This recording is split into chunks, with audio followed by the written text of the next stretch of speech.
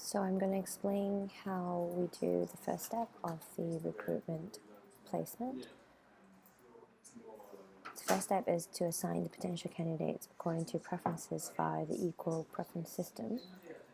And so firstly, for each slot, we rank the candidates according to whether they have a P1 grade 3 certification. If they have one, they rank higher. And then we look at their placement score. And then we start with the hard slots first, meaning the slots where the number of candidates who have selected that slot is equal to or less than the vacancy count. So to ensure that we can fill in as many slots as we can. And for that, we place the highest ranking candidate into that slot. And if the candidate is in the ranking for other hard slots, then assign that candidate to a hard slot according to his preference for location first, and then preference for grade level, and then remove that candidate from all other slots. So then we continue until all of the hard slots are filled, and then we move on to all of the other slots, where we use the same rule, assign the highest ranking potential candidate to that slot up to the vacancy count. And if the candidate is in the ranking for more than one slot, assign that candidate according to his preference for location first, and then preference for grade level. And we continue until all the candidates have either been assigned or removed. So this is the first step. So here is an example. And here I have 11 candidates married to John. And this shows their academy preferences. So for Mary, her first preference is Academy 1, her second preference is Academy 2, and her third preference is Academy 3. So it's the same for the other candidates. This is their qualified grade levels, meaning during the interview, during the written assessment, which grade levels that their written exam cutoff score has reached. So this means that Mary's exam scores has reached all of the levels, and she has her exam results only can reach the ECD minimum cutoff score, so she's only qualified for ECD. So this is what they're qualified for, and this is their preferred grade level, which is during recruitment what they've indicated as their preference. So the preferred grade level cannot be higher than their qualified grade level. And this is information about whether they have a P1 certification or not. And in this example, everyone has a P1 certification apart from Jane and Barry. So this is information about the candidate. And this is information about their ranking according to their placement score. So the placement score is something that Phil will finalize, but this is saying what their ranking is according to their score for primary and for ECD. And this is the candidate's overall ranking. So as I mentioned before, apart from their placement score, we also look at whether they have P1 certification or not. And a candidate who has a P1 certification is ranked higher than a candidate who doesn't have. So here I'm just adjusting the ranking here to reflect that both Jane and Barry don't have a P1 certification. So although Jane and Barry were actually listed here in terms of their placement score, but in the overall ranking, Jane and Barry would be on the last in the ranking. So we move them down because they don't have a P1 certification. And then this is the overall candidates ranking that we will look at. Okay, so now here is the vacancies versus the ranked candidates. So what I've done is, for example, I have right now 13 vacancies, and then so there's 1, 2, 3, 4, 5. So there's 5 academies, and in each academy, this is one slot. So in this slot, Academy 1, ECD of Academy 1 has 2 vacancies. In this one, Academy 1 lower primary has 2 vacancies. So meaning there's 2 grades or 2 classes that are vacant in the lower primary. So added together, there is 13 vacancies, but here it's divided into 9 slots.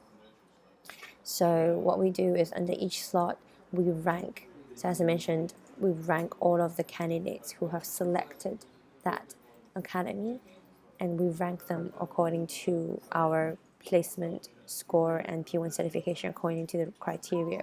So for all of the candidates who selected Academy 1 and who are qualified for ECD, we will list them out here, and this is all of them.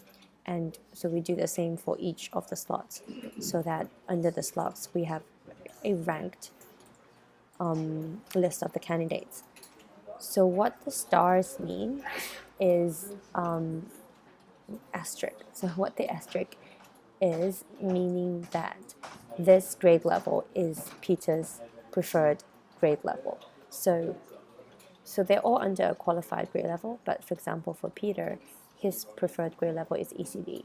So although he has selected Academy 1 as his preference, he has a asterisk here, meaning this is his preferred grade level. So actually for Peter, the best preference according to him would be to assign him here, because this is his number 1 preference for location and number 1 preference for grade level.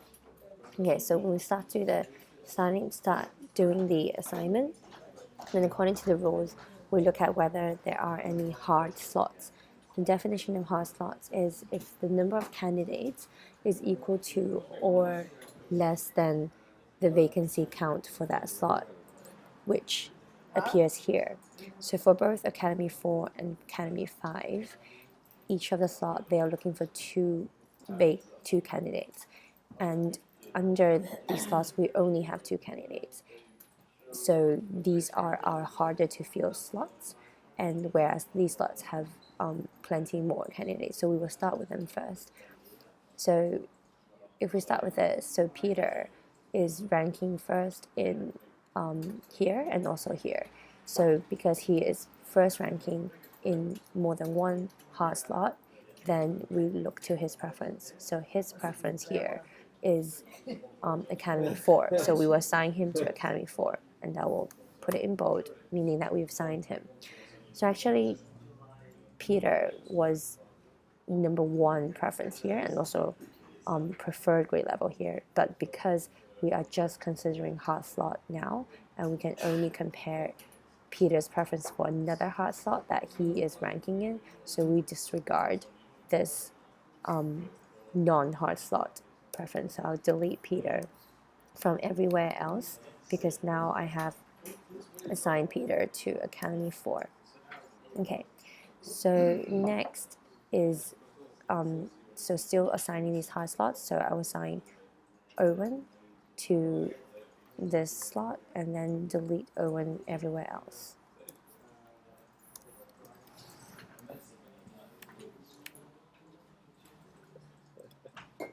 Okay, and next is Mike. So Mike is assigned here, and we delete him from everywhere else.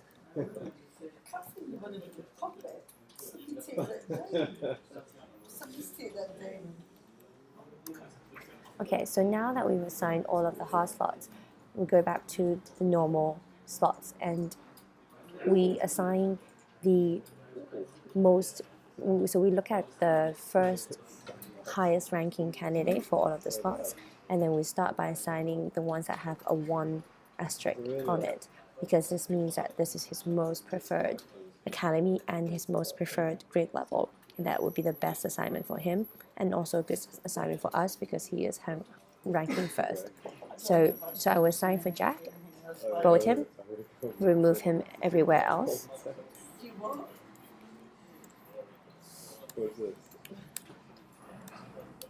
Oops. Okay, and since Academy 3 upper primary is only have 1 vacancy slot, then I can also delete everyone else on this slot. Okay, next, looking at all of these. So John 1 asterisk. So this would be the best slot for him. So I'm going to delete John from everywhere else, and delete the other candidates in that slot. Okay, so the next one is Mary. So Mary this is her best spot. So delete Mary from everywhere else.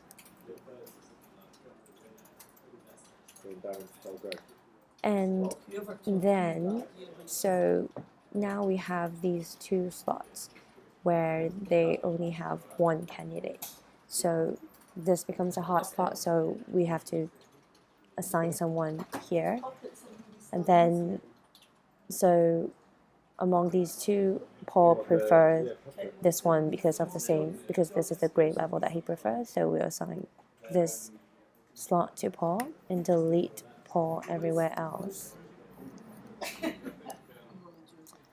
Okay, and then after that, the next one to assign is Joe, because they also only have 2 vacancies and only 2 candidates left. So assign Joe, and then delete Joe from anywhere else, right?